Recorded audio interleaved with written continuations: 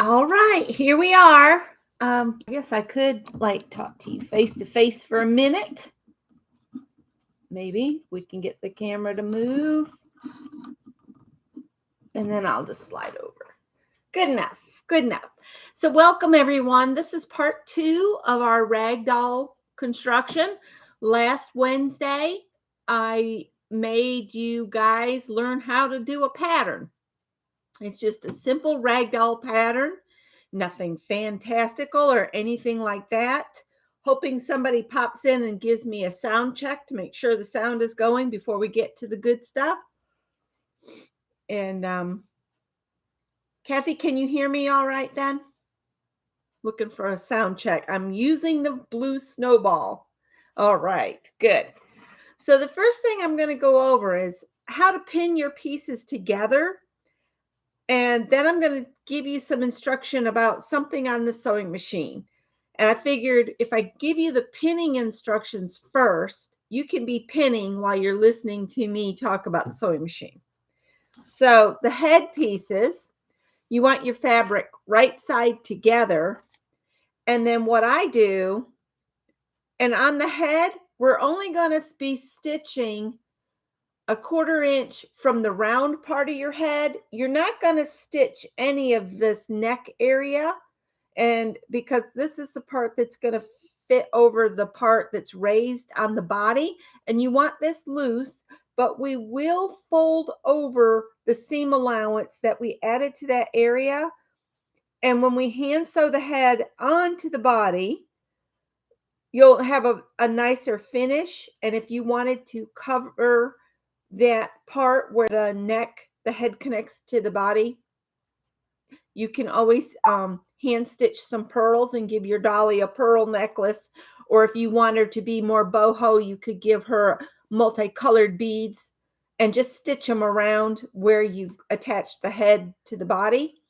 And that's just a way to cover up that seam.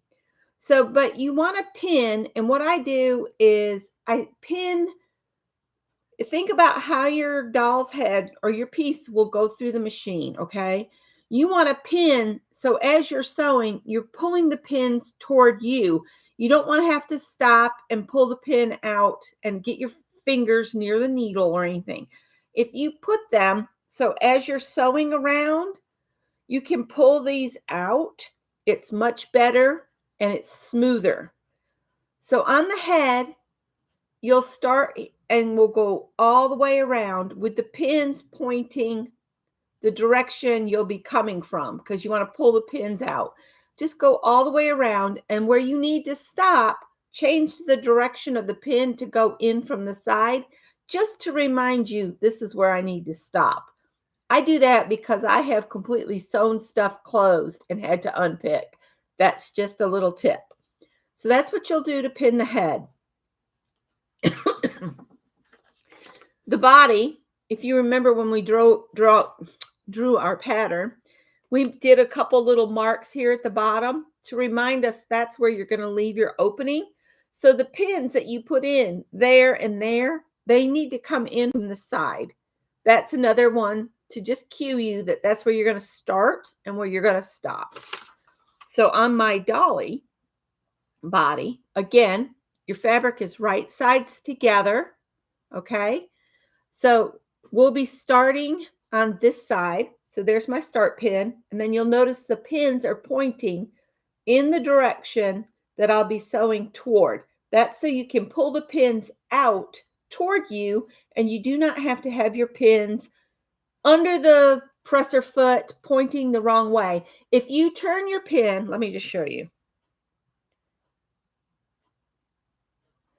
If you put your pins in this direction and you're sewing that way, you're going to have to put your fingers near where the sewing needle is coming down from the machine to pull this out, right? But if you're going the other way, the pin heads are all, hang on, moving this at this is awkward. All right. So now, as I'm coming along, if my pins are this way, the heads are toward me. So as I'm coming up on this, I just pull it back away.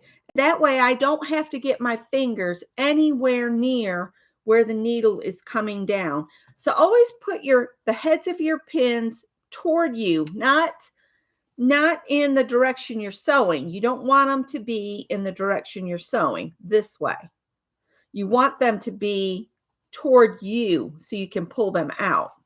So remember, put your pins in from the sides where you're going to start and where you're going to stop, to remind you to start and stop there. You're going to have a little opening right here. That's where we're going to turn our dolly right side out. So that's how you have to pin the head and the body. Now the arms, we have two. Here's our arm. And our dolly is, so here's the two arms. Okay, they will attach in this manner. So I want the opening to be under her arm, where I will be doing hand stitching here. Like, here's the little notch I had you add at the back of the arm. If you just put your start and stop pins on either side of that, that'll give you a big enough opening to turn the arm right side out, and you'll have space to stick your stuffing in. And again, think about how you're putting it in the machine. The heads of the pins need to be pointed toward you. So as we start here and we come this way, we can easily just pull these pins out as we go, so we don't have to put our fingers near the sewing needle.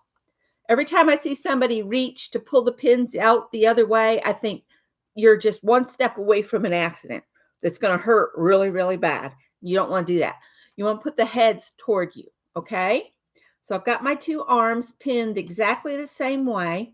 So I created that notch, and on either side of the notch is where I want to put my start and stop. And you don't want a great big opening. You want an opening big enough that you can put small bits of stuffing inside it. All right. So do that to the back side of the arms. And the legs you do in the same way. Here's our little legs. Okay. Here's our start and the stop. And as it's fed into the sewing machine, the pin heads are toward me, so I can easily pull them out. And that's what you have to do to pin these together.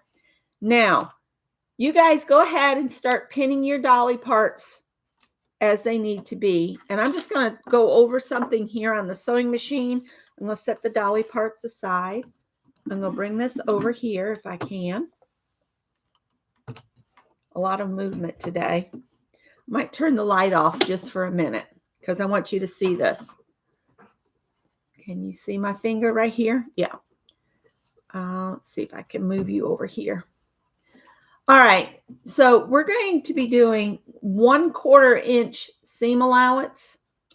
Let me see if I can do something real quick because I feel like this needs to be. And luckily this desk has these handy dandy pull out shelves. And I'll put the camera, there we go. And I need that stupid autofocus off. Didn't realize it was on all this time. Give me just a second. If your sewing machine does not have markings, now mine has some markings right in here. Let me use the chopstick. Right along in here, there are markings.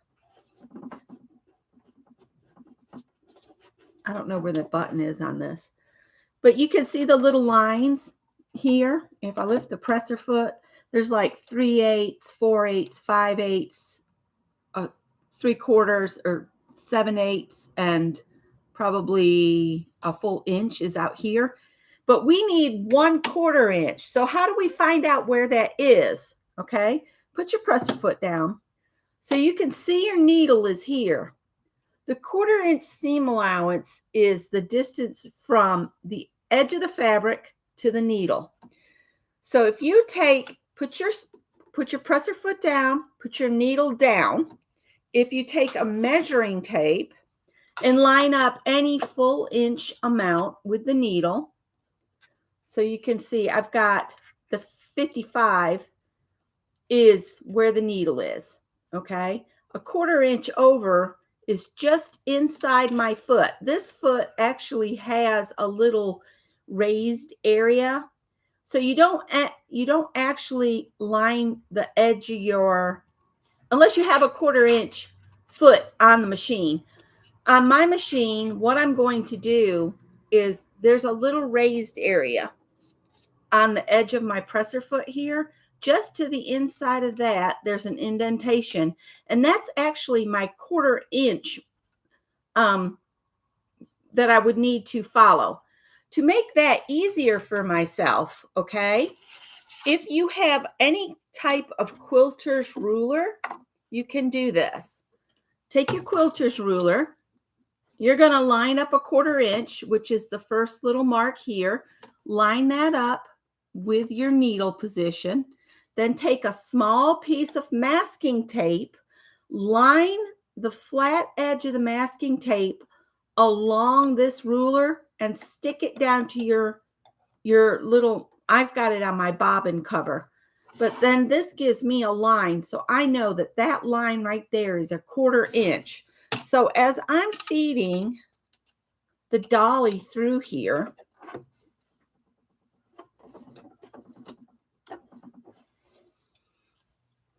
I can line the side of my fabric to the side of my tape and just follow that around. And that's how you can keep a nice even, turn this off a minute, a nice even. So there's the edge of the tape. Here's the edge of the fabric. And you would just, so that that moves right along the edge of that tape. And then it'll go under the foot in the right place. That's just a tip if you don't have a 1/4 inch foot on your machine, or you don't have a 1/4 inch marked in any way on your machine foot. Okay. So that was the little tip I had. I'm going to put you guys back over on the table. Let me stop for a minute and go back to chat. I need to move that to get this out of the way. There we go. I am going to have the light on so I can see what I'm doing. I'm trying to get you guys to where you can kind of see what I'm doing as well. Do not freak out if your seam allowances aren't perfect. As long as you have space between the edge of the fabric and your stitching, at least the 1/4 inch. You don't want any narrower, because what can happen as you're turning it right side out, you might pop through and then you'd end up having to give your dolly stitches right away. All right. That was my tip. Let me see if there was any questions whatsoever. Oh, that is a tip too. If you have chopsticks in your drawer, if you pull one of those out, it'll help you with turning as well. Okay.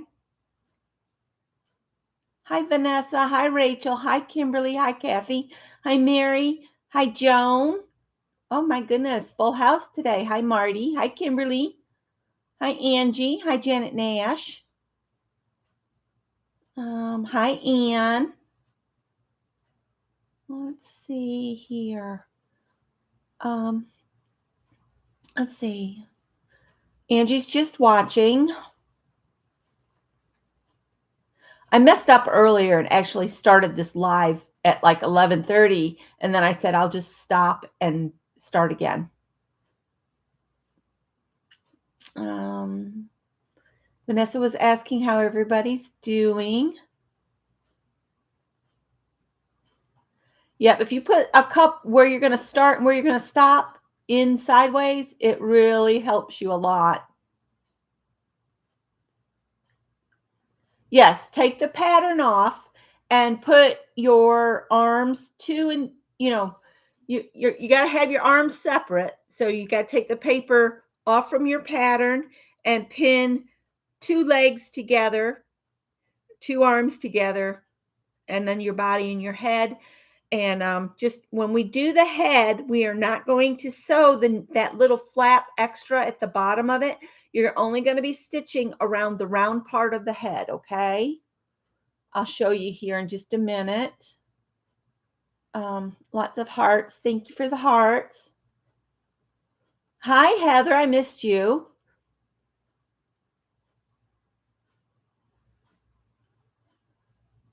Yeah, I've got a load of laundry in the dryer and one in the washer. I had hoped to have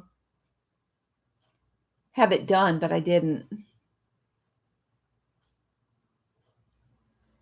I based very little. The only things I ever base are if I'm doing set-in sleeves or if I'm basting a skirt to a top. That's the only time I ever base. I always use pins or clips. Messages retracted. Rachel, hello, Rachel. Hi,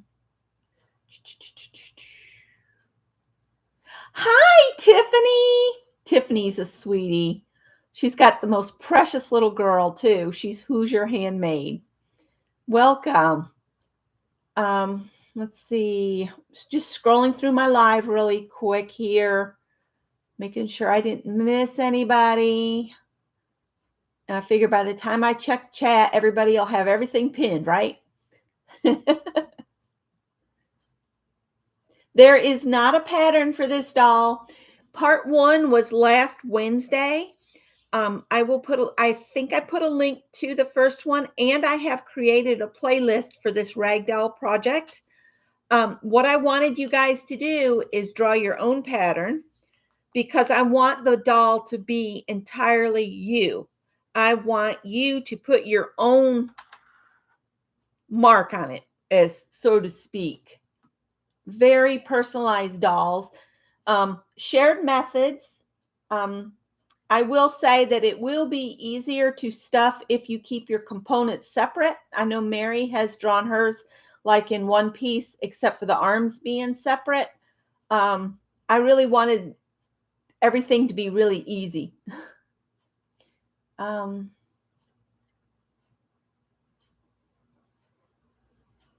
Oh, hugs to Kathy. I hope hubby's okay.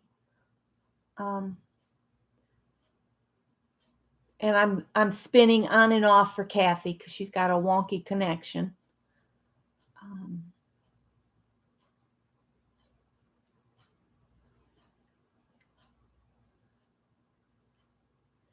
Yep. Make your own pattern.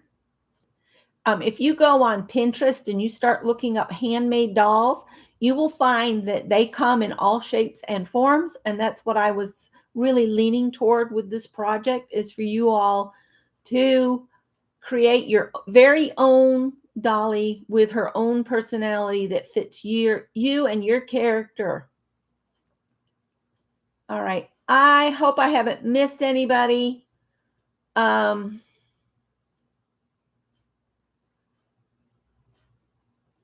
So let's get to putting her together. I'm going to go ahead and sew my components. If the machine gets too loud, I'm sorry. And I think I can turn the mic off if it's too much. But I really kind of wanted,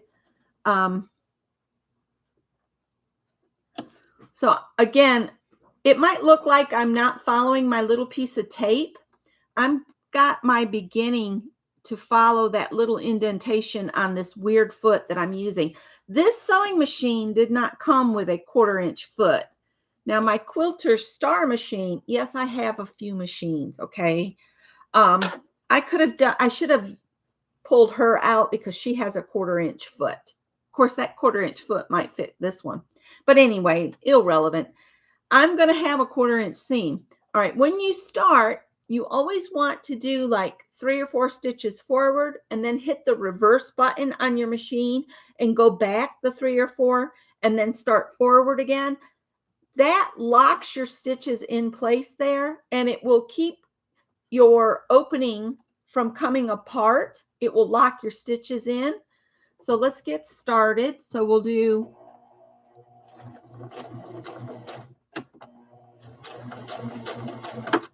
If you've not sewn a lot, I would encourage you to practice on a piece of scrap and learn to not hit your presser foot really hard.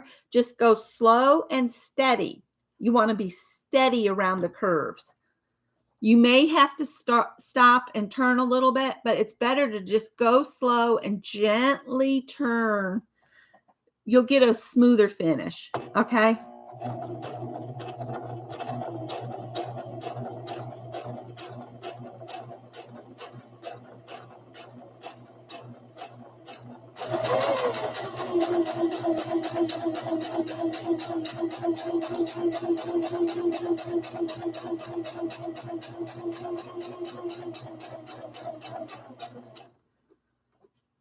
And again, if you have to stop, make sure the needle is in the fabric.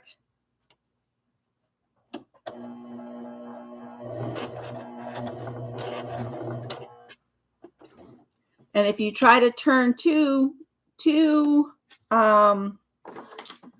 much around, you'll end up with a square instead of a round. So you want to do it like stitch by stitch when you're in these tight curves.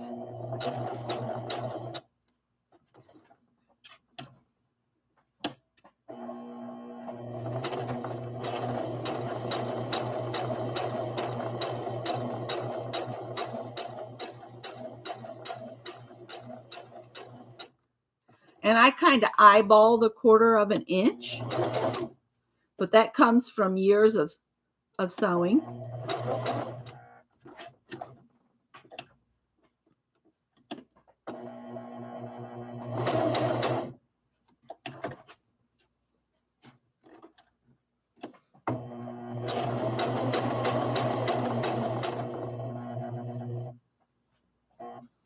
I might put that down in a little bit.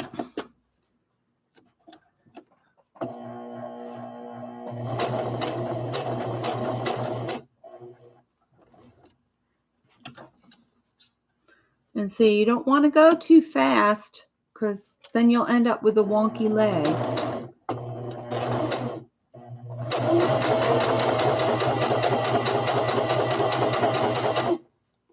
Anytime you've got a really tight place, you need to really slow down and take your time. If you try to go too fast, you'll end up with problems.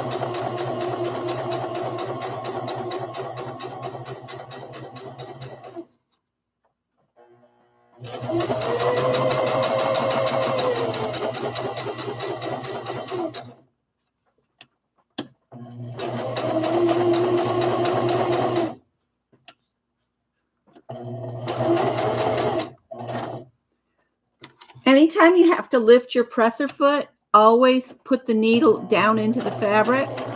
If you don't, it will not sew smoothly. You'll end up with maybe a skip stitch, or it'll not be straight anymore. I need to go one more stitch.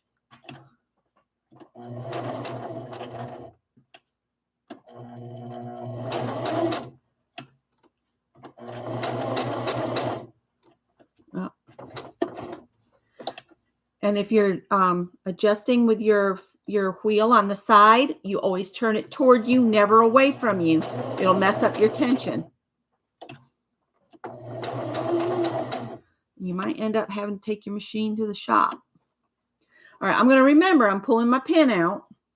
That's where I need to stop.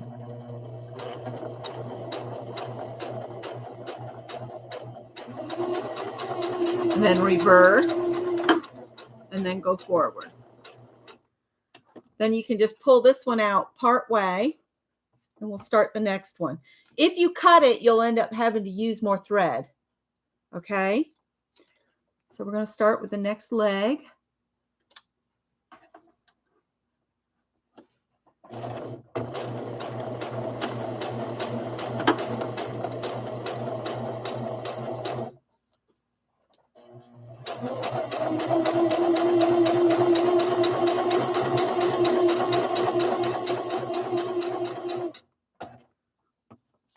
I'm going to go ahead and clip that free so it's not pulling. Slow down for the foot.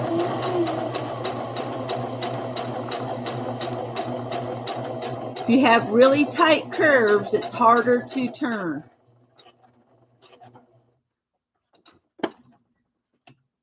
Make a little turn, maybe go 2 stitches and then turn again.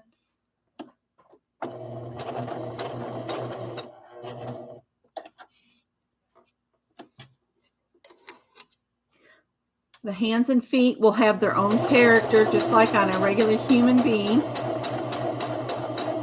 You might think your 2 feet are the same, but they're not. There's differences in everybody's appendages from right to left.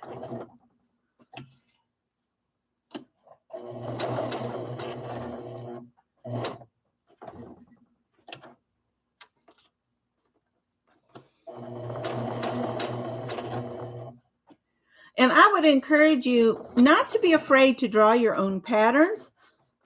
It opens up a world of opportunity. And if you start with like toys, dolls and teddy bears and that kind of thing, then you can move on to, clothing and things like that. I know Katinka can design her own and draw up her patterns, and Gina Ahrens can draw her own patterns, but I've never learned to draw my own patterns. It's on my list. I'm collecting books on how to alter and draw my own patterns. Alter patterns and draw my own patterns. I don't have the money to go to school for it, but I figure I can buy the books and teach myself.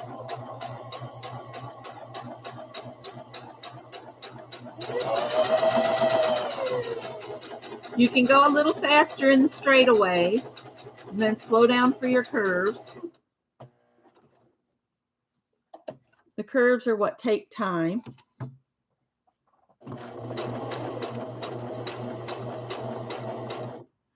Sorry, I have my arm in the way.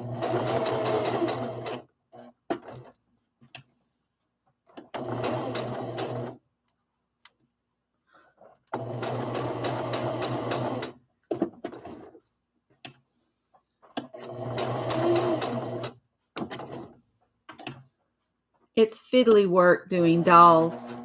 It really is. But hopefully she'll turn out cute. I get my needle down in the fabric. All right, I'm going to pull my needle out, but this is the one or my pin. This is where I need to do my back stitch.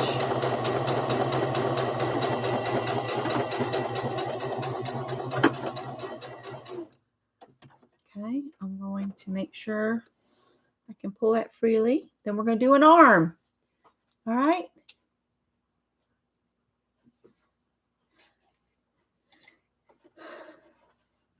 Okay, I'm going to get started on the arm. Now this arm is going to take some time because I got a little thumb bit here. So remember, just don't rush. Take your time. It's not a race. It's an adventure. And when you're on an adventure, you're supposed to take your time and enjoy it.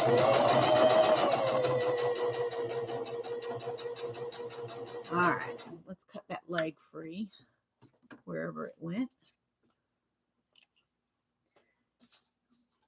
There's some things we have to do before we start turning them right side out. So just keep sewing until I get done sewing.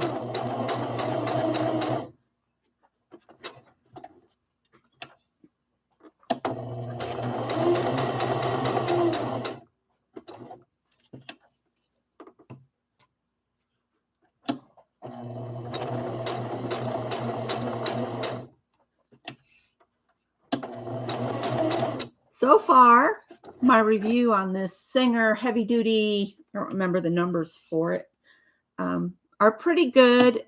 It has a habit of jumping out of the uptake, and I'm not sure what I'm doing to make it do that.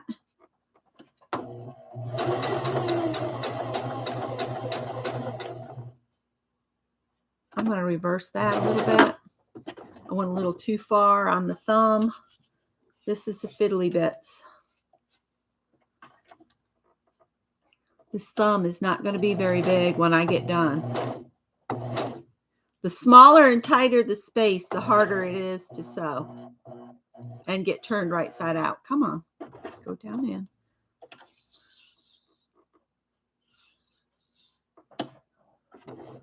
I'm only going to do one stitch there.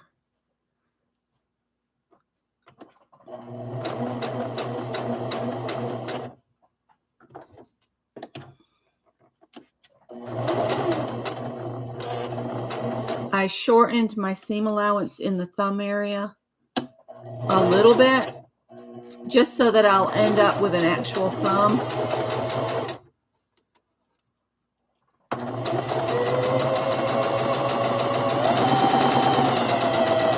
And I've got my stitch length a little below a 2. I should have said that at the beginning. That's okay.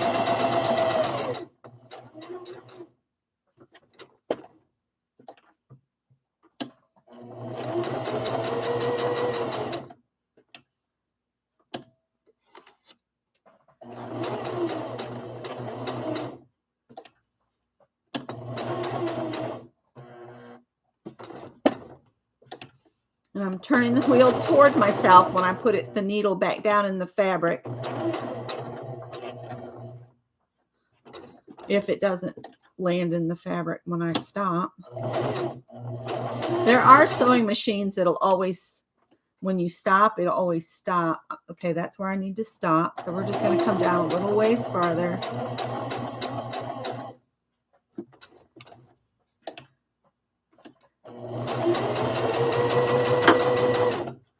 And I reversed it a few stitches. Now I'm going to pull that arm out and we'll do one more. Thanks. Hi, Janet. Hi, Pam. The right side of your face is definitely different than your left. There you go. Okay. So here we go to do another arm. I don't know what I'm going to end up with for thumbs because it's too tight of an area, but I tried to give her some thumbs.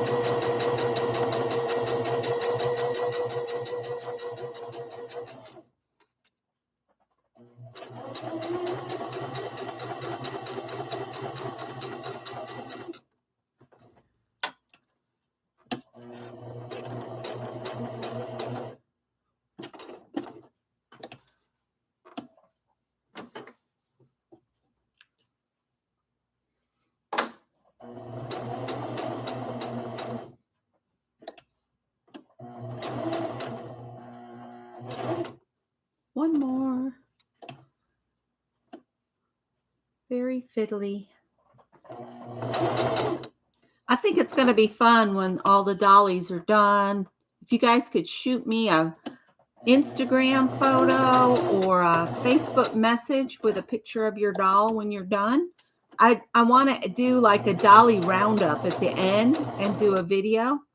I'm going to do a back stitch right there where I'm putting the thumb because I'm going to need the added strength. Now remember, I decreased my seam allowance by about half. So by the thumb, I'm only going to have about 1/8 of an inch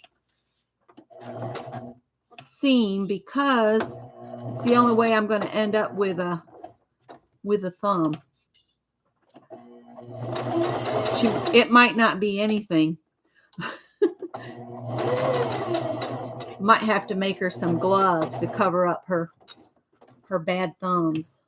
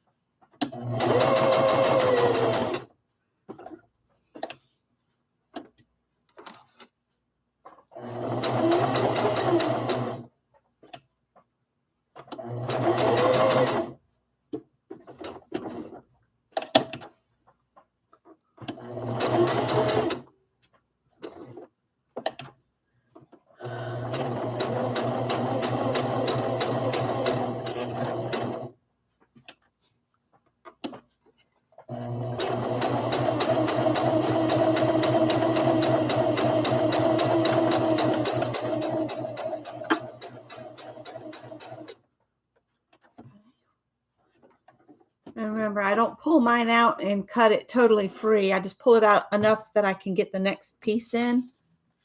All right. Oh, Rachel had to go. Bye, Rachel. She's probably at her work. Okay. So I got the arms and the legs are done. So now we're going to do the body. All right. And I'll start right down here. Remember, we're leaving an opening to stuff her at the bottom.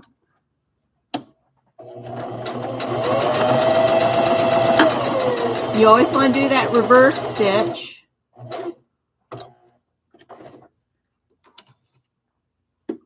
So that when you're turning it right side out and when you're stuffing it, the stitches won't pull out.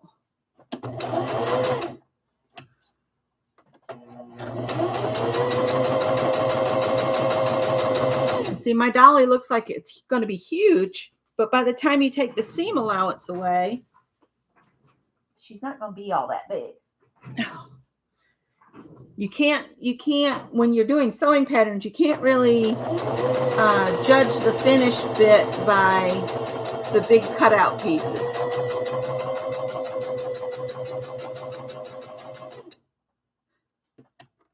Oh no, is it not sewing? Oh, you know what I did? I did what I just said not to. Yep, and my stitching is off. That's why it's always important to put the needle down in the fabric when you're doing any kind of turning or maneuvering. Because if you don't, it'll end up wonky.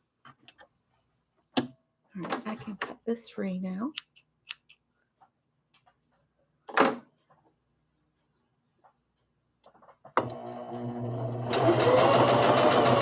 Whoops. Let's turn it a little bit.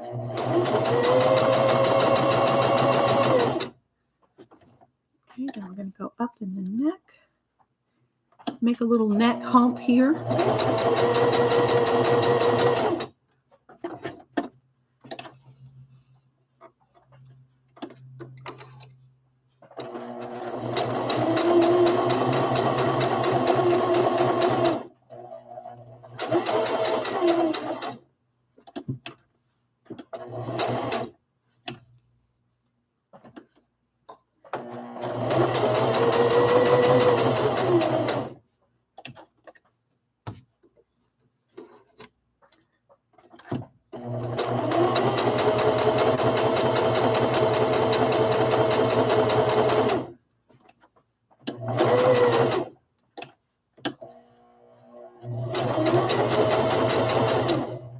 Uh-oh.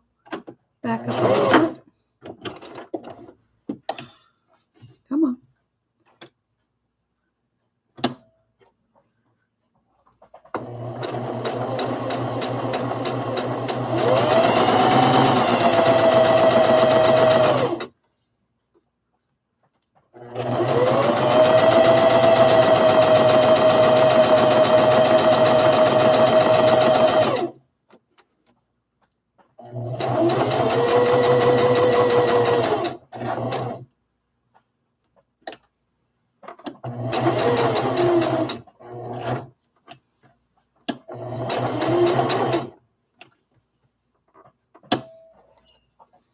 Okay.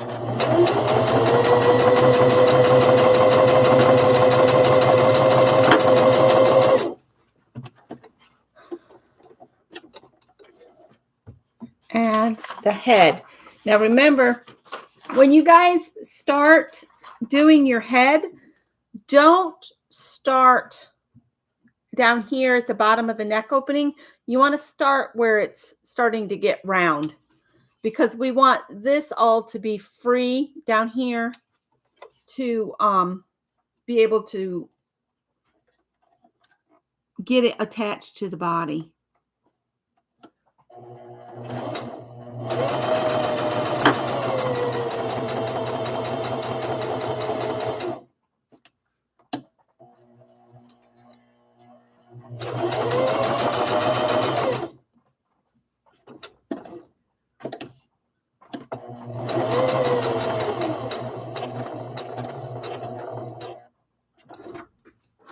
Cut the body free here. Don't start turning it right side out until we do the next step, okay? Wait for me. Wait for me.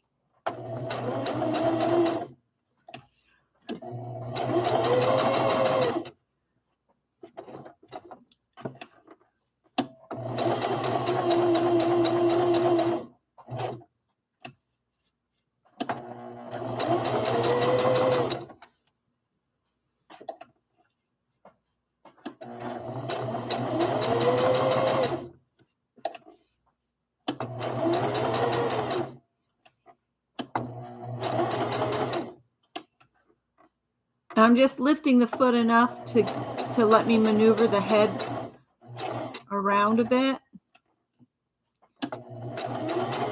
So I end up with a round head, not a block head like Charlie Brown. Unless you want a square head, then you can do it. Because all dolls come in different sizes, shapes, and stuff. At Halloween, we might do a creepy doll. They're really cool looking. I figure Ann will join me on that one.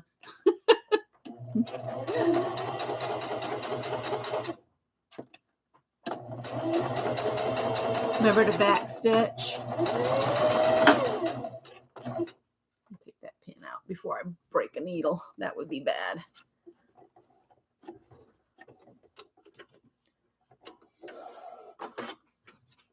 All right, so snip all your threads off. That's the next thing I'm going to do, is make sure all these threads are out of my way.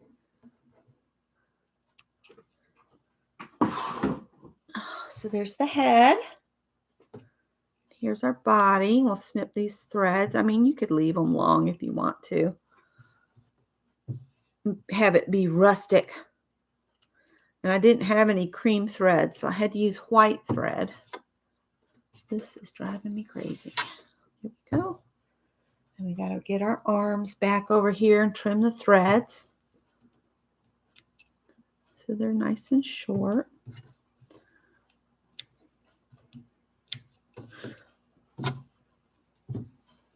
And I will take a break. And if you have questions, this would be the time to ask them before we go to the next step.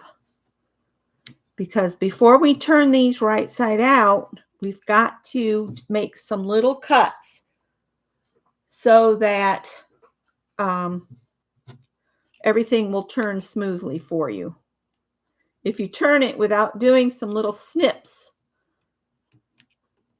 you're going to have problems.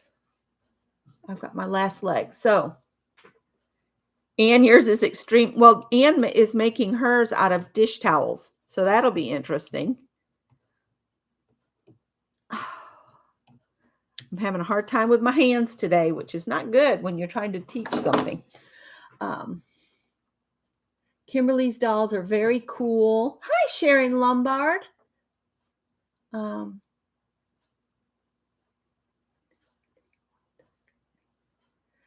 Oh, where your thread, I'll show you. So you see this piece that comes up? Occasionally that thread will jump out of there. I don't know how it does it, but you slide it in here and it rides in that little round part. And sometimes it'll just get dropped out of there. So there's nothing to uptake to pull the thread back up. If it falls out of here, then I have to rethread the whole thing. So that's what that is, what I was talking about. Let me see if anybody else had any questions.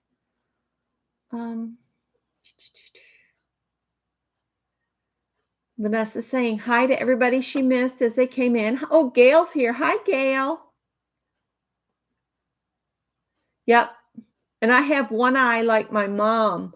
My mom has one side of her face that droops, and I'm starting to have some problems too. But my mom had Bell's palsy one time, and some of the effects of it hung on. Let's see.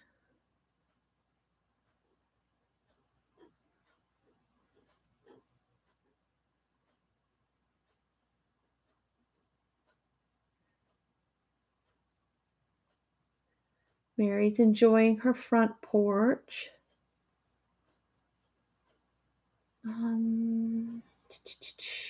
Did I miss anything?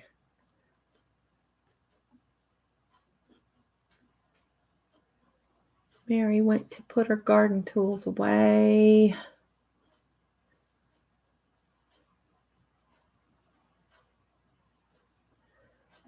All right. All right. So let me get a pair of good sharp scissors. When you're doing your snipping, you are going to snip to the stitches, but never through the stitches. Because if you cut through your stitches, your doll's going to fall apart. So let's start with the leg. Where my dolls, let me get you guys over here. Where are you? Where the foot is, you want to snip right in on her ankle to the stitching in the corner. Right there. And then anywhere it's round, you want to do some snips. If there's a lot of fabric there, you might want to trim a little bit of it away. But I'm just putting some snips almost up to the stitching line, but not through it. Another thing you can do after you do your snips is you can use your pinking shears.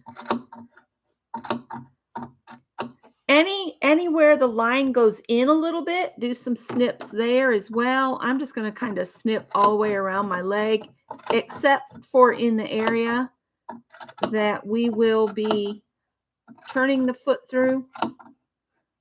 You don't want to put any cuts there because you want it to be able to fold in smoothly. So all I'm doing is putting little snips around the curved areas, and anywhere you've got part of an appendage that's farther in, like the ankle, the thumb, any place like that, you'll want to put some snips.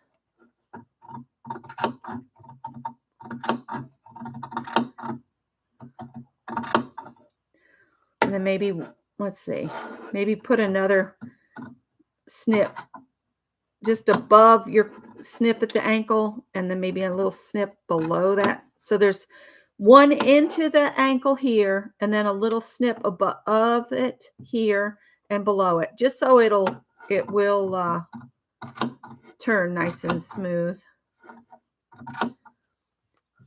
If you put a bunch of snips in it, it's not going to hurt anything as long as you don't cut your scissors. Cut your seams. All right, so there's a leg. And I would suggest before you start turning things, do all your snipping on every single piece, okay? So again, we're going to snip into the ankle, and I'm going to do a little snip there and there. And I find it easier to leave it down on the table. And make sure you've got some good sharp scissors to do this.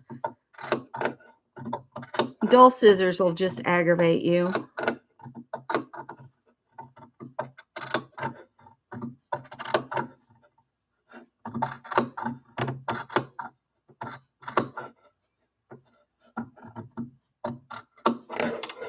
There's a little bit of a curve behind her knee here. And then I'll stop because I've got my opening, but then I need to do it up here to get this to be smooth.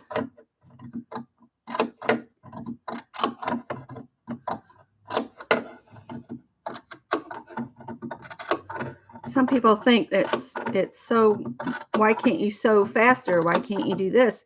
Well, it's all this little stuff that slows you down, where you have to make little snips so that things will lay smoothly and that kind of thing. So there's another leg. And then in the arm, I've got to snip into where her thumb is. Real careful. And then I'll do a little snip there and a little snip there. I think on these hands, I'm going to, after I do my snips, I'm going to do a little bit of trimming.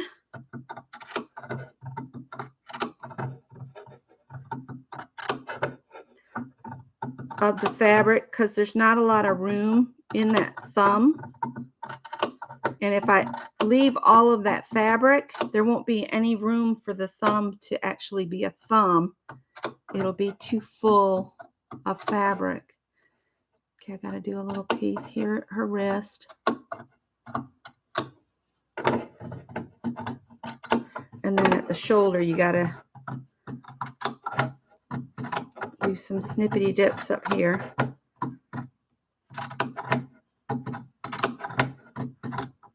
I guess I should look, make sure I'm on the camera. I am.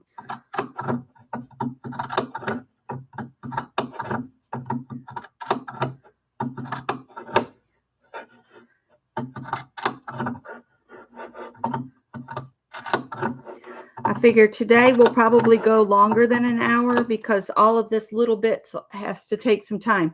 Okay, now down here on the thumb, I don't want to cut through my stitching, but I need to cut some of this fabric away. So just real gentle. Trim it real careful.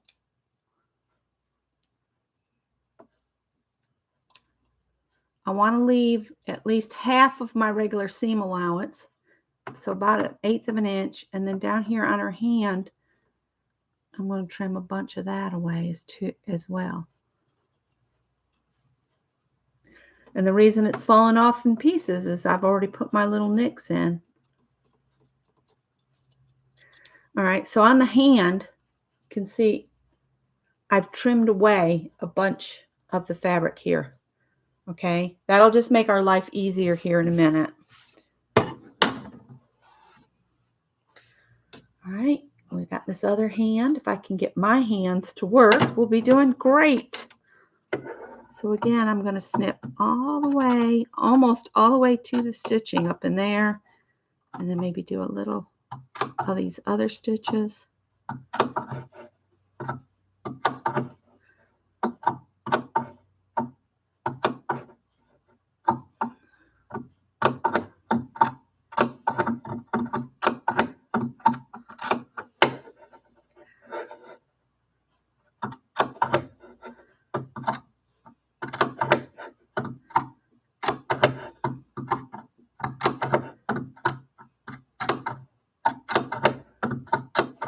You just want to be so careful not to clip those stitches. You know, your seam. You don't want to cut your seam apart.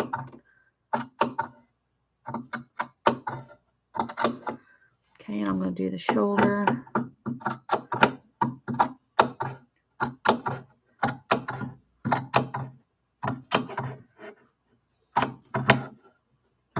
I don't think I got all the layers on that one. Let me try again. I'll read chat again here in just a minute. I kind of have to pay attention to what I'm doing. And I do want to trim a little bit off from here by my thumb. So I'm going to only leave about 1/8 of an inch seam allowance.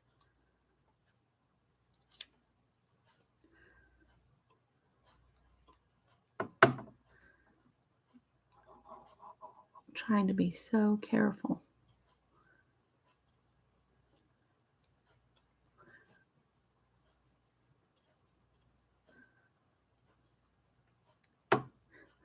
This is why you need really sharp scissors, because then they can do all the work for you. But it also means if you mess up and you squeeze too hard, you could slice into it. All right, that's pretty good. All right, there's our other arm. Now the body, okay?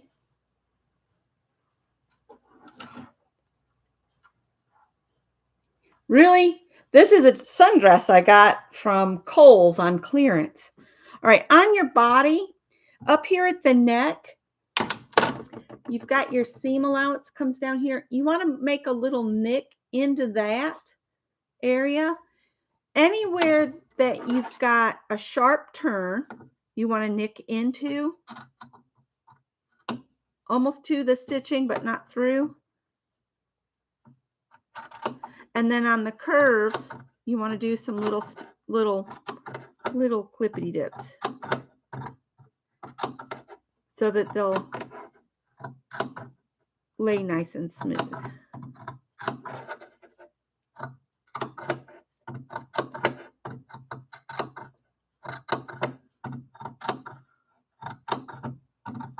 So the shoulders, and then you might want to, where the waist comes in, you want to put some snips there.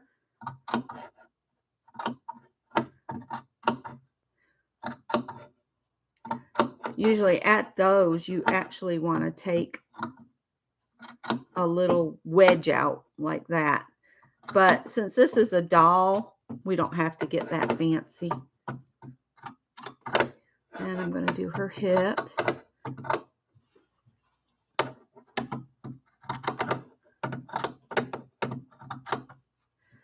And remember, don't do any clipping where the opening is.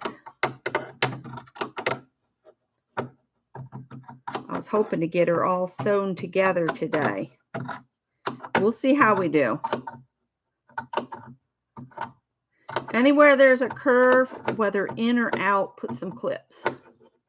And I'm going to put some up here on this shoulder. And then on the head, you got to put clips all the way around except at the neck. And then we'll have all of our parts ready to turn right side out and start stuffing them.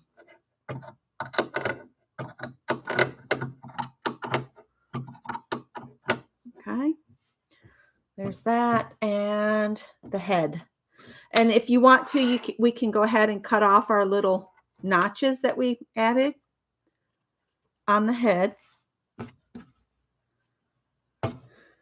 And we'll do some clips all the way around. The cats aren't happy. I had to move one of the baskets to the other table, and they're not real pleased with me. And everybody keeps asking if the cats have tried the baskets. It's just too hot right now for them to want to get in the cat pod. When it's cold in the winter, that's when they use that.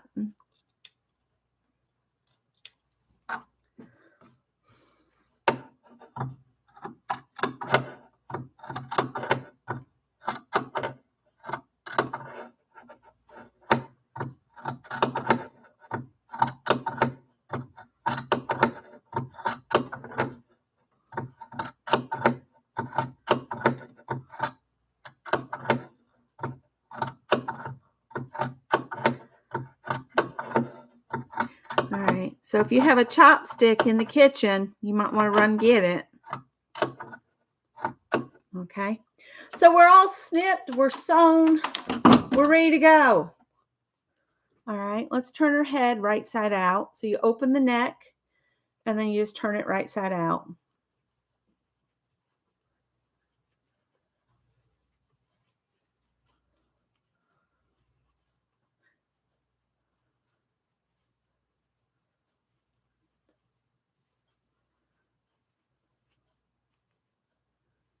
And why do you need a chopstick? Why do you need a chopstick?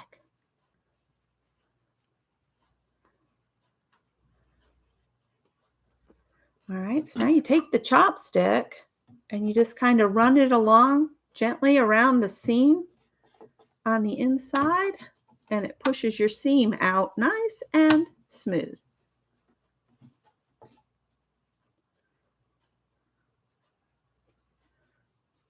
Okay.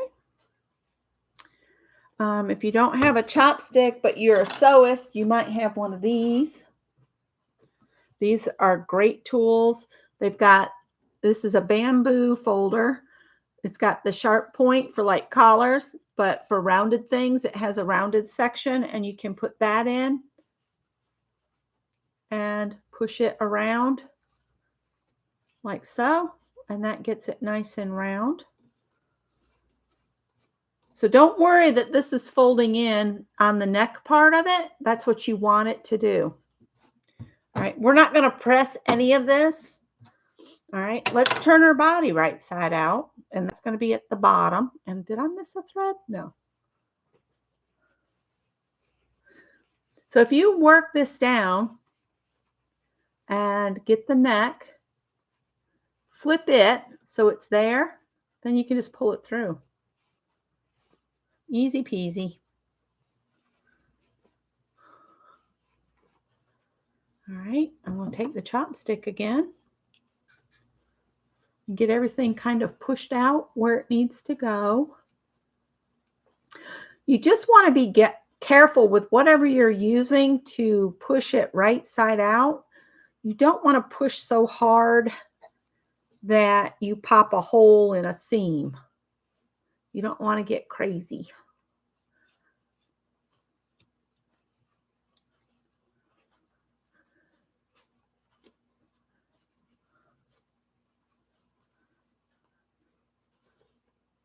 And we'll get this down here in this corner poked out. There.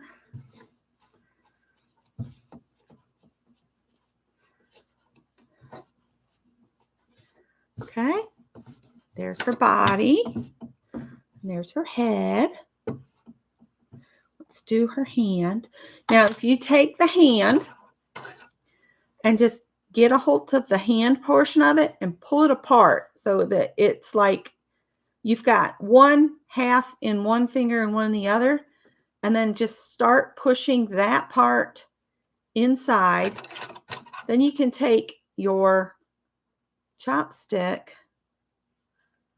and just kind of shove the hand down over it. It's a little fiddly to get started, but once you get it started, then your opening's over here where your tab is. Then you can just shove it right out, see?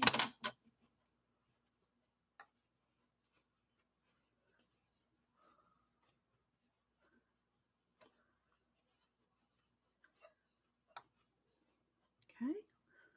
Let's see if we can use the pointy bit on this thing to get my thumb to pop out. Where's the thumb?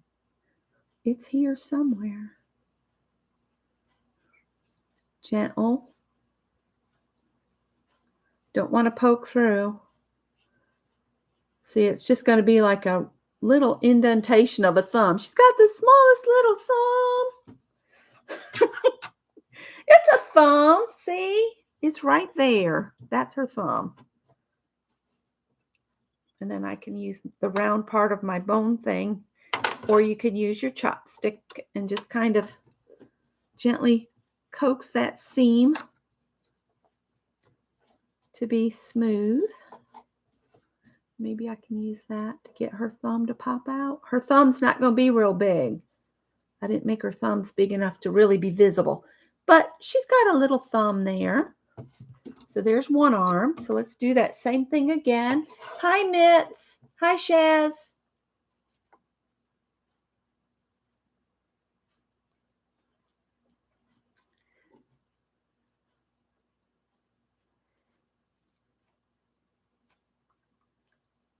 Okay, I'll get this fiddly bit started here.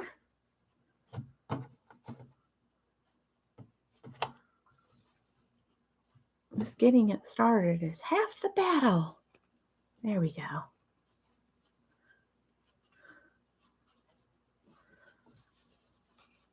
There we go. Put it up against my body and then I can maneuver it. There we go. And there's this.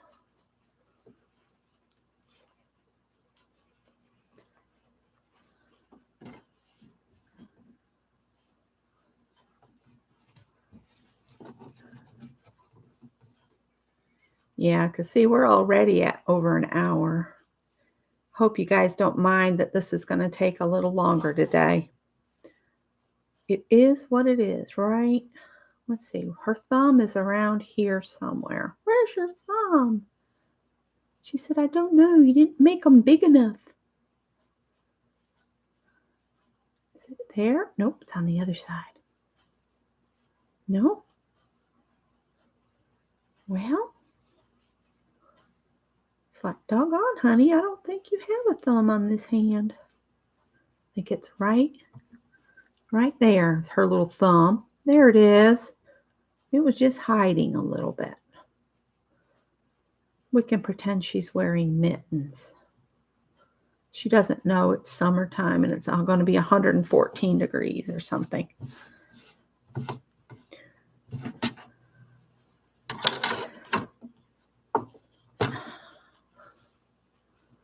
We'll coax that out a little bit. It's just really important that you coax these little bumps and whatever you've added out. Do it gently, because if you try to force it, you're just going to rip a hole right into the fabric. You just are. So there's her other arm. Now we're going to do the same thing with her leg and grab down here by her foot and get the two layers to come apart. Maybe. This is the time not to don't be cutting your fingernails right now, because you might need those to get a hold of these. All right, so let's see if I can get this started. Knitting needles work for this too, except they're sometimes sharp and they can cause you problems. Put the thing up onto you, Becky, like you did before. That worked good. Don't worry about the toe, it'll follow the heel. And then just pull the rest of the leg toward you, and the openings over here.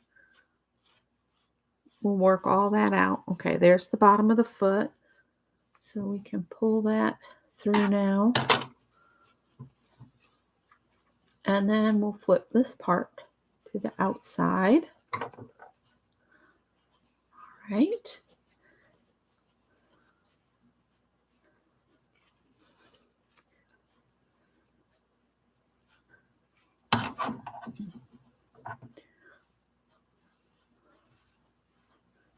And then we'll push her foot out the end here, maybe.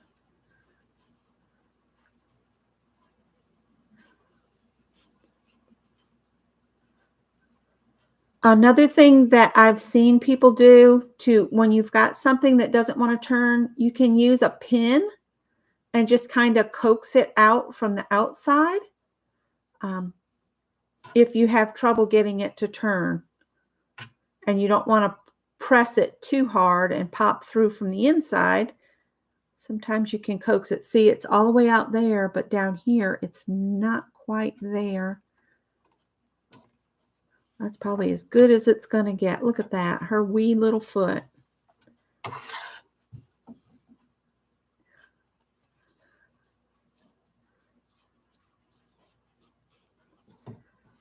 Okay.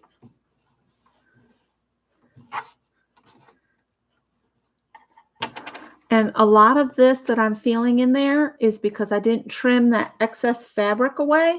That's why sometimes it's important to trim that back so you only have like 1/8 of an inch seam. This won't be as visible once we start stuffing it. And we've only got one more leg to turn. She's going to have a big body and little appendages, but that's okay. I need to cover my candle. It's starting to be too melty, and it's starting to give off too much smoky bits.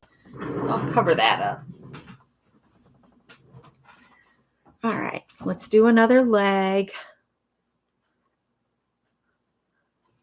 Maybe. If I can get the two pieces to come. I'm trying to pinch. There we go. All right. And Scott's sister's coming to visit. And I think we're all going to be going out to celebrate the June birthday kids. Or is it? I don't know. She's supposed to be coming into town. And I know that the sister-in-law and brother-in-law are coming from Tennessee. So I don't know if, now that I say Adele's coming, I don't know if she is. I just assumed if they were coming in town, everybody would be going out to eat. All right, come on now. Let's see if I can shimmy it down. There we go. That works good once I figure out how to do it. All right.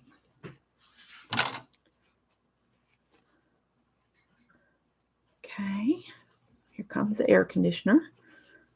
Kicking on. All right. And then we've got to get that down in here. Is everybody doing okay? Sounds like my body, big body.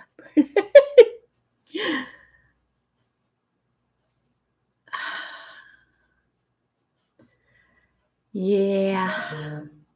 Oh my goodness. My phone is making rude comments in the background. If you need to take more time to get yours turned right side out without poking through, take it, because I'd rather you be successful than to have a hole to mend. Mm-hmm. Mm-hmm.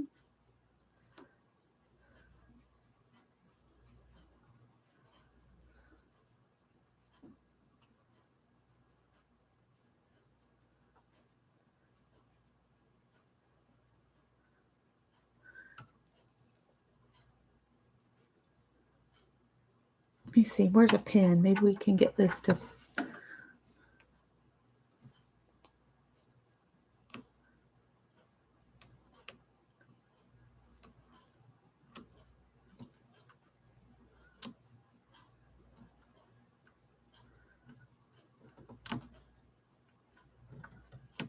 Let's see now if I can...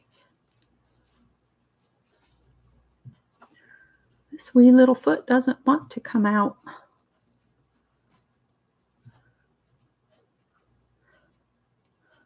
Don't get aggravated with it and push too hard, Becky, or you'll have a hole to deal with. Okay.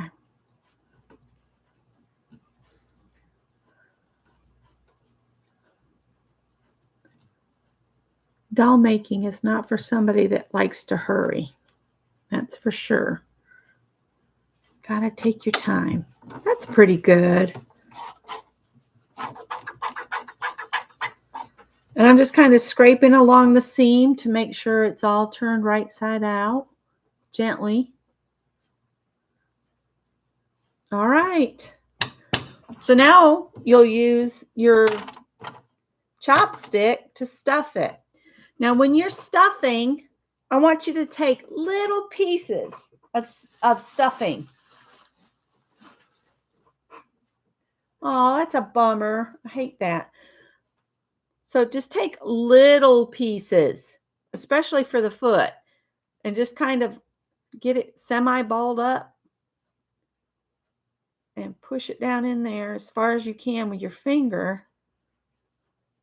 And then you're going to take your chopstick and work it to the toe of the foot if you can.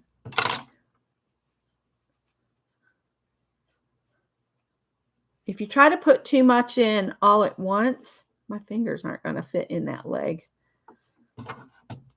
I'll use the back side of this to get it to go down to the bottom, maybe. Yeah, that worked. But if you try to put a great big huge piece, it's not going to work into the toe of that foot. It's just not going to do it. No matter how hard you try. Little pieces.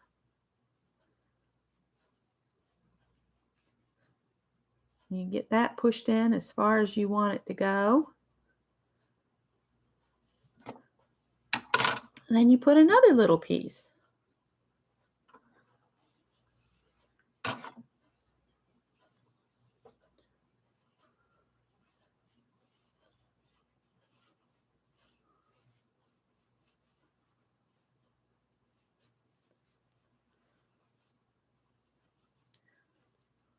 Switch to the skinny end of the chopstick and kind of wiggle it into her toe, the toe of her foot.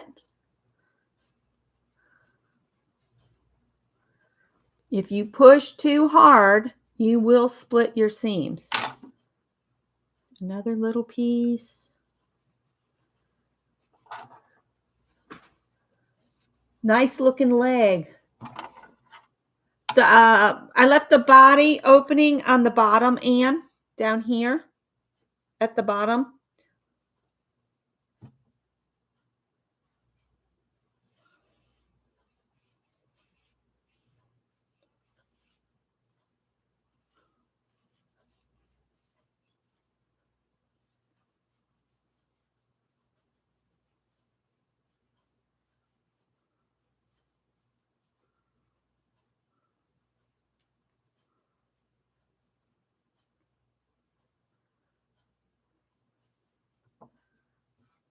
Another little piece.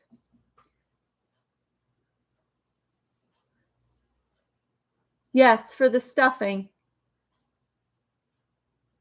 To turn it right side out and for the stuffing. I left the body open at the bottom. Because we're not putting the arms on the inside of the body at all. They'll be attached on the outside, and it's just easier to get the stuffing into the body from the bottom. And so then here's the body, and the leg will go on the side of the body at the hip after we get the body stuffed. I just started with the legs because the legs and arms are what's going to take the longest time to stuff, because you have to use really small pieces to get it to shape out as you would like it to be. If you try to push too much into here right away, it'll just get hard and it won't fill out the foot like you'd like it to. What would be really cool is to knit her some socks. But I'm not a knitter, so I can't do that. But wouldn't that be cute? So you just keep plugging away. A little bit here, a little bit there. And if you use the back where they've ripped the two chopsticks apart, use it as your plunger. And then to get the final fit in, if you use the pointy end of it, that gets you into all the little spaces. And you stuff your doll as firm as you want her to be. Keep in mind that as a rag doll ages, the stuffing breaks down over time. And if you don't get quite enough in, it won't be long until she's very raggy looking, unless that's the look you want. Yeah, this is going to take some time. It might be such a thing that maybe we need to wait to assemble her until next week. We'll just work at stuffing some of the bits.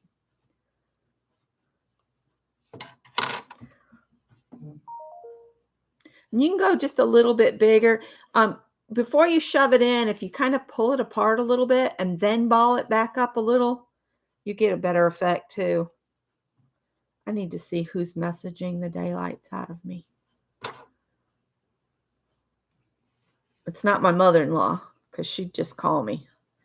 She's old school. She likes the phone. I don't like the phone. I hate talking on the phone. There's a piece of the chopstick just broke off. There we go.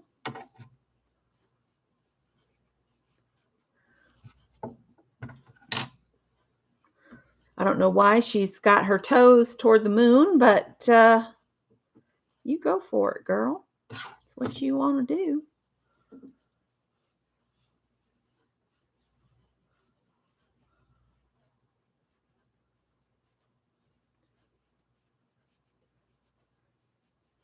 I want mine firm, but not hard. So just firm to the touch. I don't want it really hard, because once I get it stuffed and I stitch this up, I'm going to take her to the machine and I'm going to kind of bend right here at her, where her knee would be. And I'm going to stitch across to form a knee. That'll make her leg more bouncy like that. What's Joyce? You're going to sew it by hand, so it'll take you a while? Yeah, it would take me forever. And since I'm having trouble with my hands, yeah.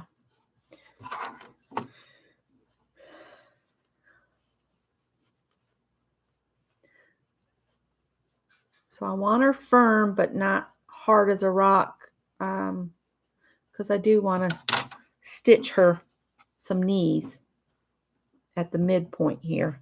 And I want to wait until I have both legs stuffed and the closure at the back of her legs sewn shut, and that I'll do by hand. So I'm really leaning toward maybe we should just focus on getting her stuffed until next week, and then next week we'll put her together and I'll show you how to do the stitching to make her have knees and elbows and wrists if you wanted to, and you could do it at the ankle too, but that would be kind of hard. I think I'm just going to do knees and elbows.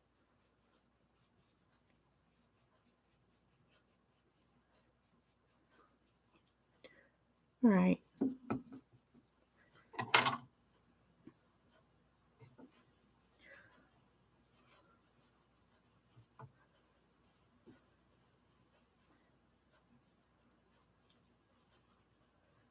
So maybe I'll leave it at that for this week. And I'm just going to keep stuffing my components.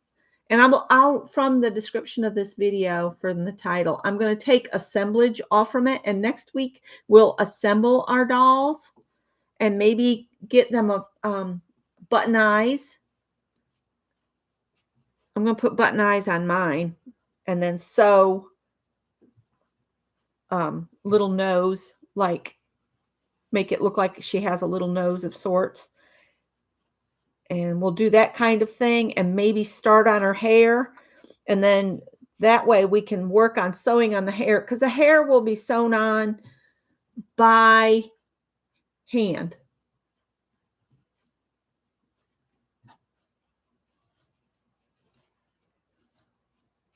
You drew your doll? That's going to be awesome.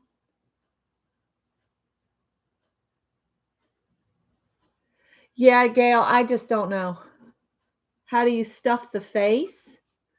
This is a really rag doll. It's not going to be sculpted at all.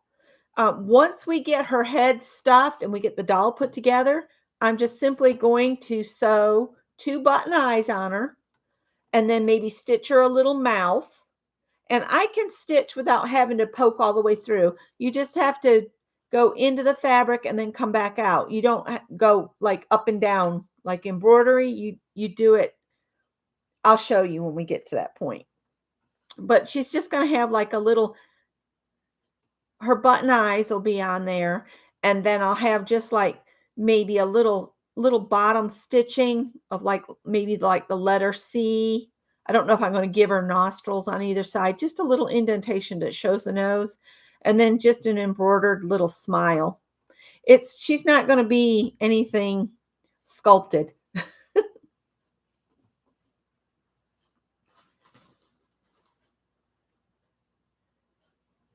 Oh, bye, Gail. I missed her. Goodbye. Yeah, my mother-in-law, she likes to talk on the phone, even when she can't hear because her hearing aids don't work.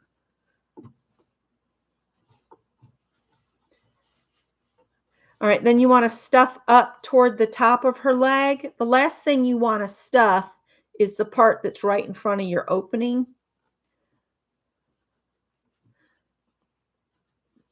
Do you guys want to know what you need to do after you get her stuffed? If you just get what looks like a 1/4 inch seam, like what you sewn on the inside of the doll, when you get her stuffed, it'll probably just about lay down. So there'll be like a 1/4 inch of a fabric there and a 1/4 inch on this side. Then pin it or clip it, and then just stitch her up by hand on her openings, except for the opening at the head. Do not close the head up, but you could stitch your arms and legs and the bottom of the body all closed once you get her stuffed. But do not close the head up. I'm just going to stay stuffing if you guys want to hang with me for a while, but that's all we're going to do today is shove stuffing in her. Don't try to hurry and put a whole great big glob in. Take your time with the stuffing and make it so it's firm, but not hard. You don't want it super hard. You want to be able to have some squish to it, because next week what we'll do is we'll find about where her knee should be. We're going to squeeze it down. We might have to do this by hand, and we're going to make her some joints for her knee. And then she'll be attached to her body, and that kind of stuff. So that's all I'm going to do. If you guys want to sit here with me and watch me stuff stuff for a while, I will have to watch my time because I need to finish my dinner. I was smart this morning and I put a pork tenderloin in the slow cooker. So all I've got to do is come up with side dishes.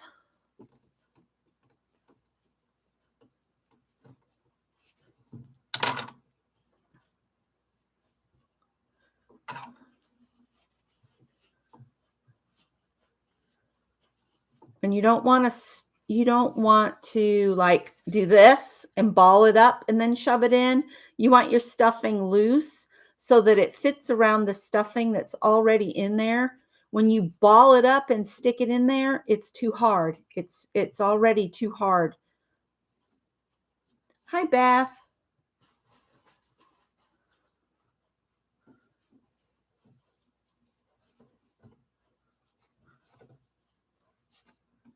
Oh, it's warm in here.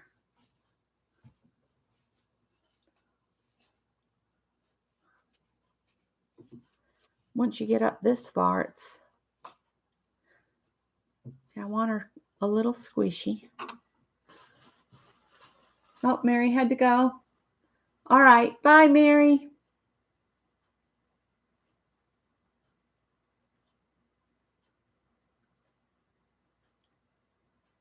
Ah, it's all good. It's all good, isn't it? I love it when Scott just shows up with food. There's a place down near where he works, and it's called Hankerin. Hankerin. And it's they have the most delicious shrimp po' boys sandwiches. Oh my God, they are so good. And he got some of those last week or the week before, and we had those. I love them. And he said, what's bad is the lady doesn't get a lot of business. And I'm like, but it's so good. The locals, I guess, just don't care for it too much. So let me see what I've got going here. I think she's about at the point where we need to stop. If you try to push too much in, and you can see how this all kind of folded on itself and the seam allowance has stayed in there, that's perfect. We might want just one more little glob in here. And then just kind of push that down in there. I have Wonder Clips, which I think are the most magical, wonderful things ever invented. These little clips like this, they're called Wonder Clips because you can take and you can pinch this together.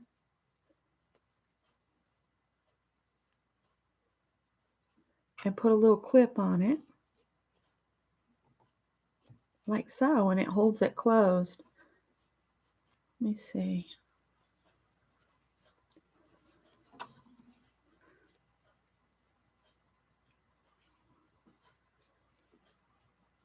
When you start stitching her, on her leg to close her up, if it still feels like it's a little bit too soft, you can always sneak just a little bit in with your chopstick.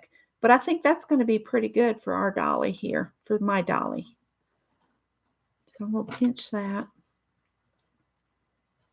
And this is just to hold it closed so the stuffing doesn't come back out. But then you just start stitching it up. So now we got to do her other leg and get it about the same feel as this one. But I think I'm going to do her head real quick. Again, use little pieces that you've pulled loose from each other. You don't want to ball it up because if you ball it up, then it's already too hard. It'll be like a hard little knot in her head. And you just start putting little bits in. Yes, soul food. When Scott was in the Navy, and he said all the brothers would say, "Ooh, we need us some good soul food." Scott says, "What's that?" Because he'd never been away from home. And they started listing off. He said, "Oh, at my house, that's just called food."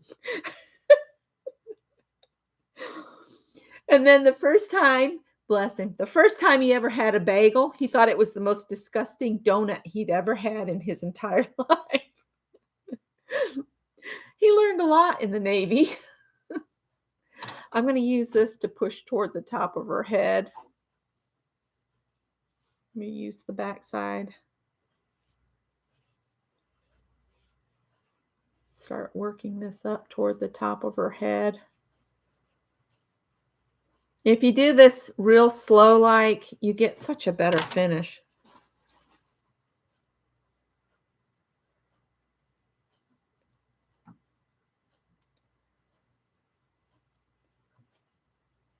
I think Scott's favorite place to be stationed was not Mayport, Florida, Bangor, Maine.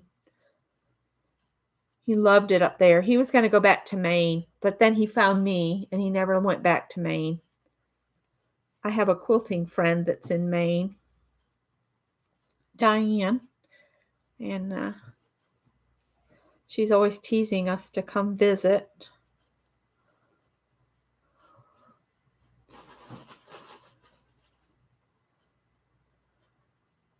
And then Krispy Kreme Donuts has been popping up on my Facebook feed and Instagram feed, or anytime you're watching a reel, you'll end up with an ad pops up for Krispy Kreme Donuts here. And they're doing fan favorites dozen, and it looks like they've got a chocolate topped donut. And then it looks like the key lime pie and the lemon is back. And I don't know what the other one was. But I'm like, I don't need any donuts. I don't need any donuts. Golly, look good.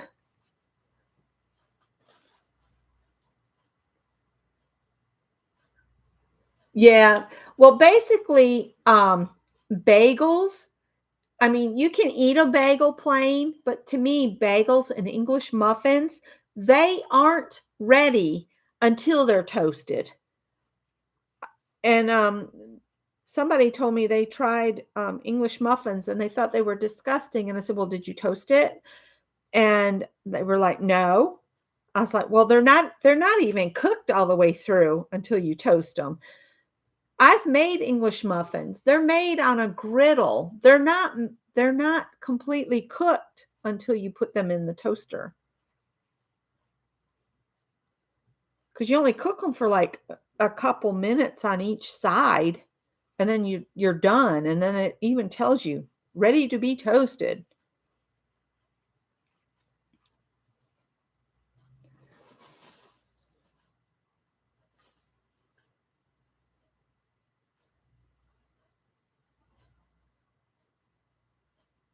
Yes, I know it. I know it.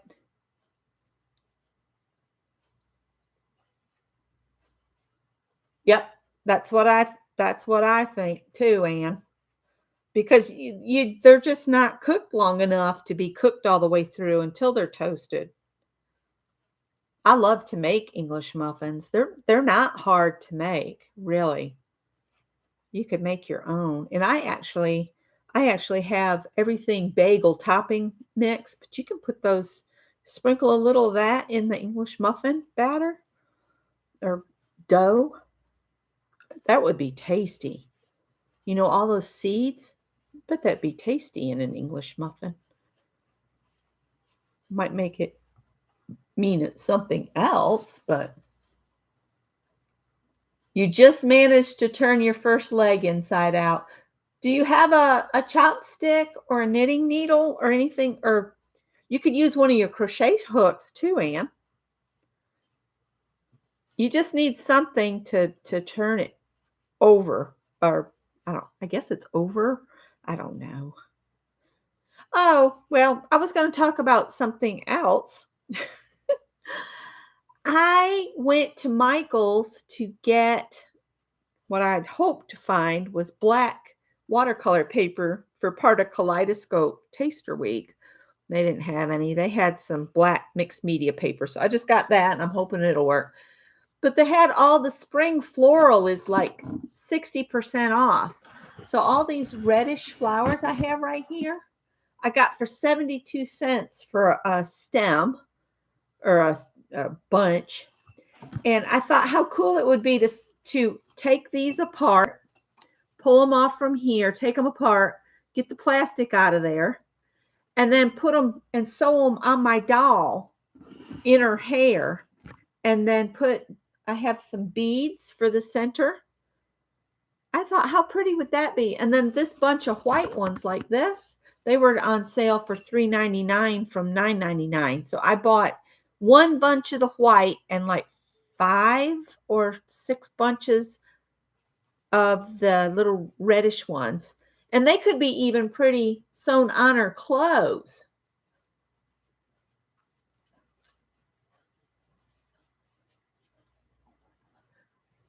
Oh, it's been a long time since I made the English muffin bread, but you're right. That is good too. Yep, she'll be a fancy dress dolly. Well, her hair's going to be crazy as it is. Because remember, I'm going to use this is what I'm going to use for her hair. And I want you guys to be as creative as you want. But these are my offcuts from my serger. So that's going to be my doll's hair. It's all these offcuts. Now, if you want some freaky hair without a serger, if you have pinking shears, you could cut just little strips of fabric with your pinking shears. So I'll probably be stuffing on this doll all day tomorrow in Ann Laur's crafting chat. I'll go until 2 o'clock, and then I'm going to have to sign off. We'll see how far I get. Again, don't rush the process. That's why I'm doing a week in between each step. She's going to have some wild hair.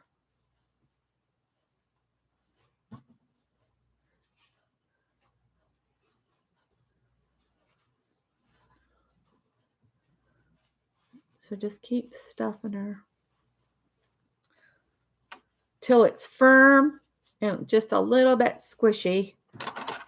And when it's getting to a point where it doesn't look like it's going in a spot, that's when I get my pokey tool and I'm just pushing the fiber fill to the area where it's not looking round enough to me. And you just kind of push and push.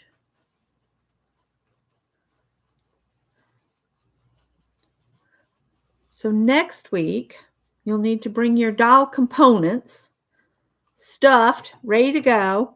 And if you can, get your openings closed except for the neck. Don't sew the neck closed.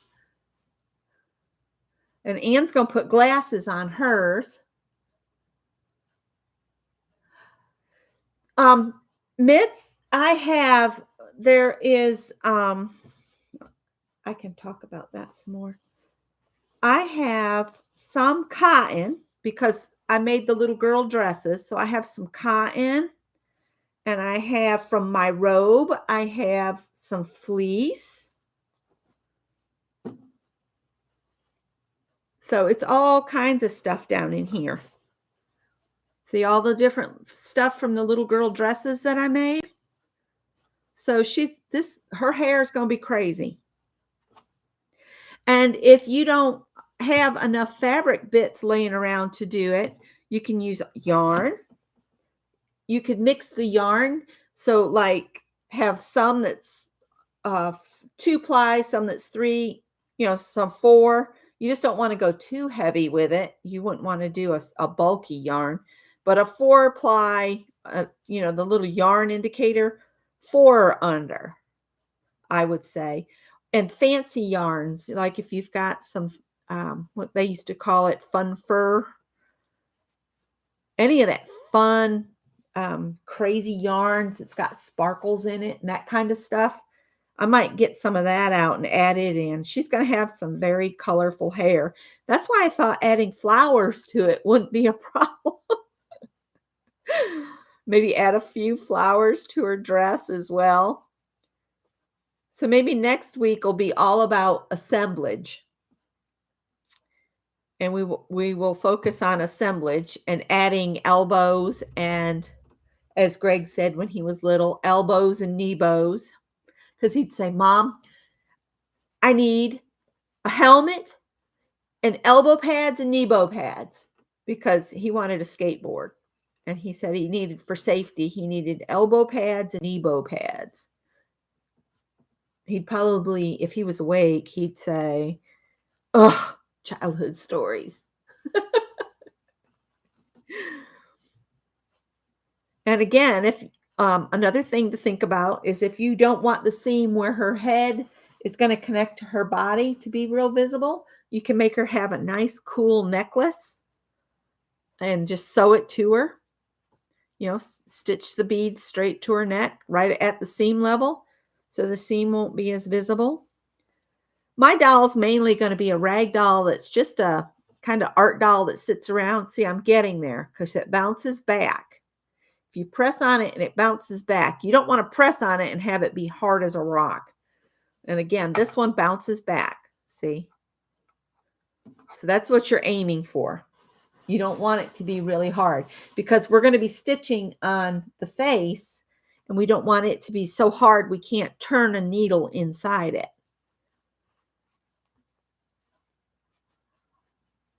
I know Anne's interested to find out how I'm going to stitch on her when she's already stuffed. Yeah, Anne's been talking about the glasses. I'm already thinking about the clothes and I don't even have the doll put together yet.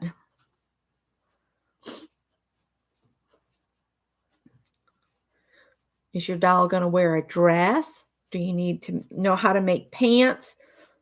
That would be something you guys could put in the comment section for me. What kind of clothes do you want for your doll?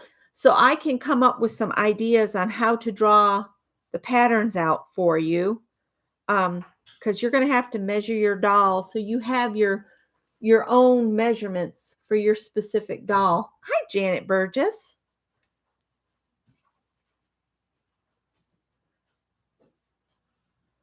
So when you stuff in your head, get it so it's about this texture all the way down to the bottom. See how it still kind of pushes in? There's not enough stuffing in there. You want it all to be nice and smooth around, but you don't want it hard. You want it to bounce back.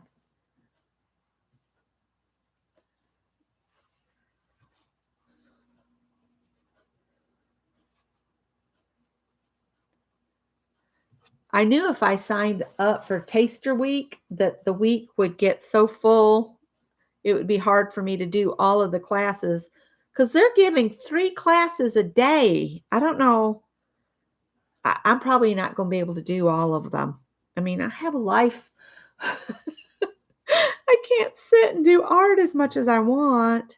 I guess I could pay for the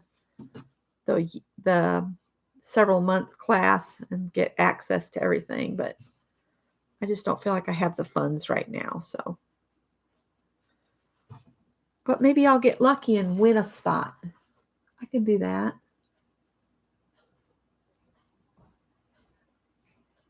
Oh dear. Yeah, Mary's been talking the doll project up. And then Dee Dee talked it up this morning.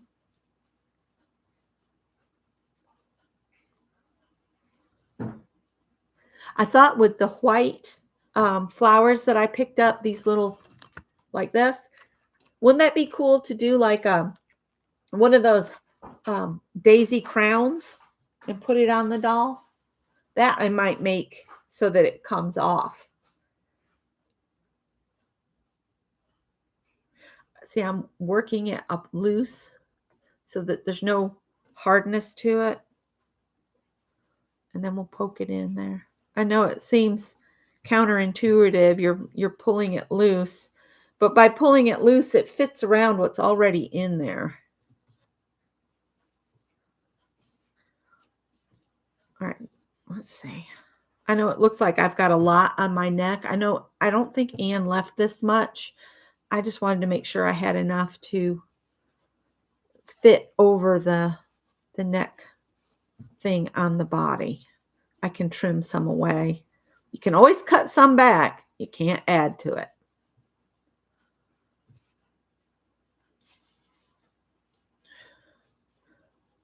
I think she needs just a little bit more here at the bottom because it's not coming down.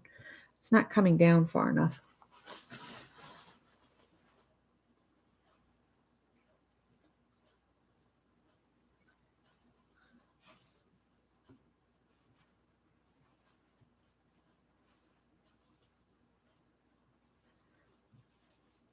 So I'll keep stuffing away on these pieces. The arms and legs are what take the very longest to do. That's all right, Anne.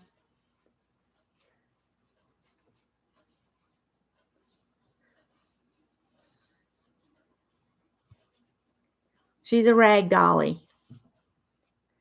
All right, I think we're about good. I'll reevaluate her head because I think I might need a little bit more, but I can always add more right before I attach her to her body.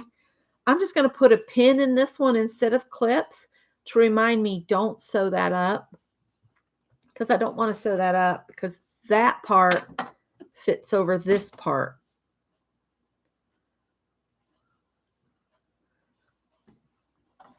So I've got a head and one leg stuffed.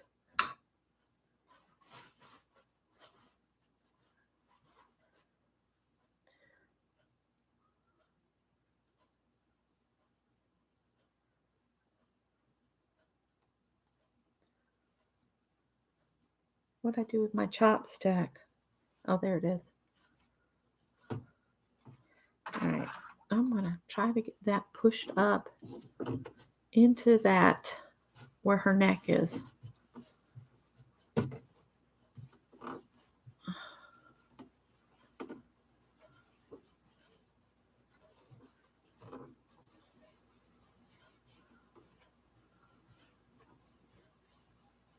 Might have to switch to the back side of the chopstick and hope I don't get another splinter break off on her. All right, that square end is a little bit easier to get those, push the stuffing up in there.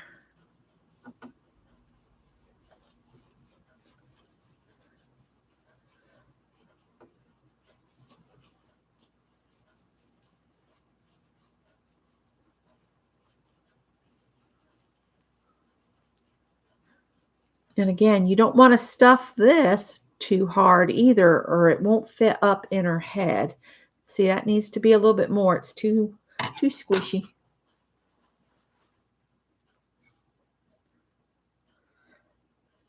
So I'll probably be working on stuffing her during Anne's tomorrow.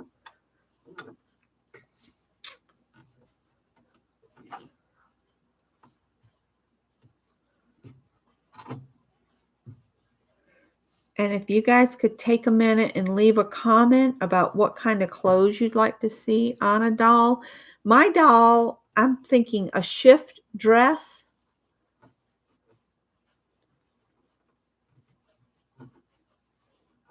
with maybe an apron over it or a pinafore or something like that, to where she has some little pockets to hide some things away.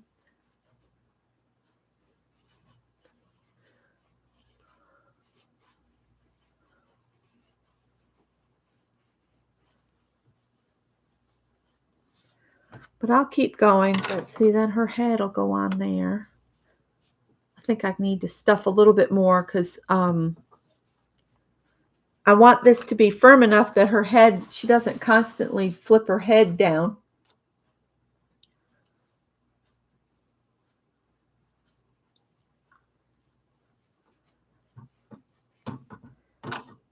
I'm going to push this up there, and then I'll just take a minute to answer any questions. That roast is starting to smell good in the other room.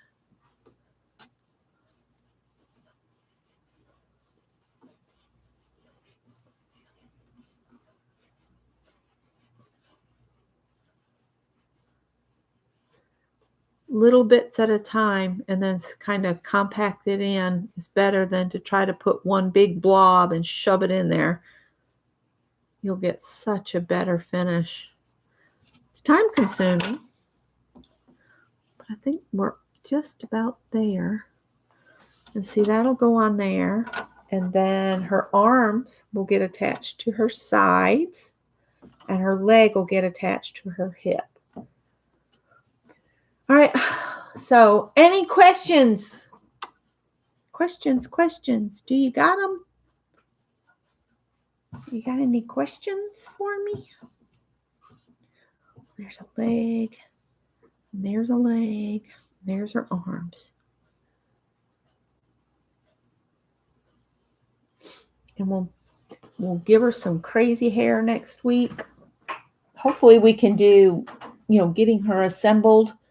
I'm going to use buttons on mine, on her hips and all. I have those thrifted buttons I got.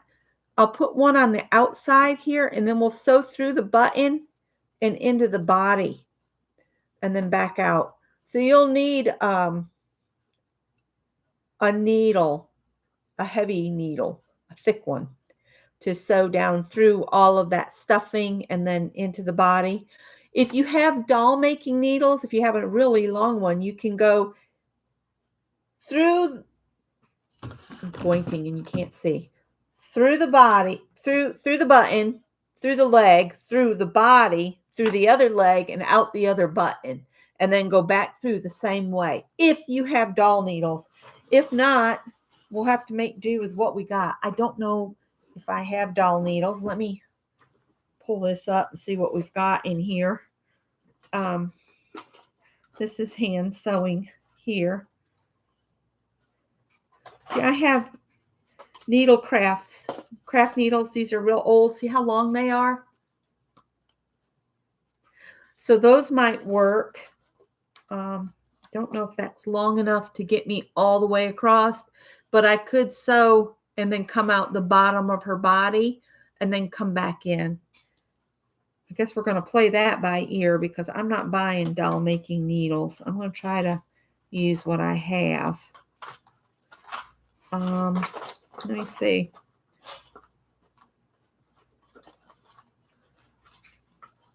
I have a ton of beading and embroidery needles. Quilter's basting needles. Ribbon embroidery. I got given needles. That's why I'm looking. I have some of those rounded, those half circle needles. But I think those are going to be my longest needles that I have, is these like right here. And I was thinking I would attach the legs and stuff using not regular sewing thread, but the cotton thread that you crochet with, because I have so much of it. So we'll play it by ear. If that doesn't work with the buttons that's in my brain, we'll just stitch them onto the body without any buttons. So that is all I have for today. If there's no questions, I'm going to say goodbye for today. Bring a little color into the shot here for next week. And I'll see you next Wednesday at noon, and we'll put our doll together. Okay? You all have a great week. Talk to you later. Bye. Piper, stop it.